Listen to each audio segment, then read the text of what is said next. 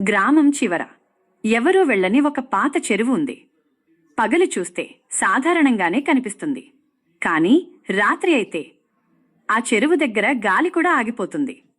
గ్రామ పెద్దలు ఎప్పుడూ ఒకటే హెచ్చరిస్తారు: అమావాస్య రాత్రి చెరువు వైపు వెళ్ళొద్దు, నీ పేరు నీళ్లే పిలుస్తాయి.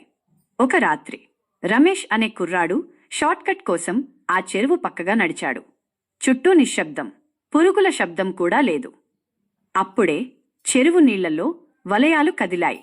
గాలి లేకపోయినా నీళ్లు కదులుతున్నాయి. అచానక్ ఒక ఆడ గొంతు వినిపించింది: అబ్బా, సహాయం చేయి! రమేష్ ఆగిపోయాడు. నీళ్లపై చూసేసరికి తెల్లచీర తేలుతూ కనిపించింది. ముఖం మాత్రం కనిపించలేదు.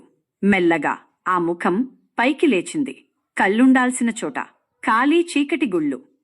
ఆ గుళ్లలోంచి నీరు కాదు, రక్తం కారుతోంది. ఆమె నవ్వింది. ఆ నవ్వు మానవ నవ్వు కాదు. ఒక్కసారిగా చల్లటి చేయి రమేష్ కాలి పట్టుకుంది.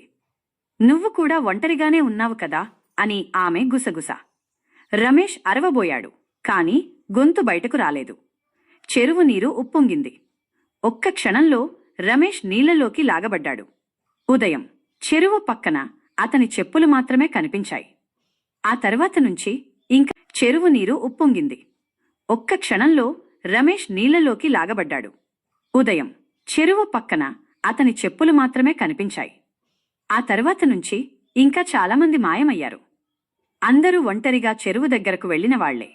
గ్రామ పెద్దమ్మ చివరికి నిజం చెప్పింది. ఏళ్ల క్రితం అన్యాయంగా నిందపడి ఒక అమ్మాయి ఈ చెరువులో దూకి చనిపోయిందని.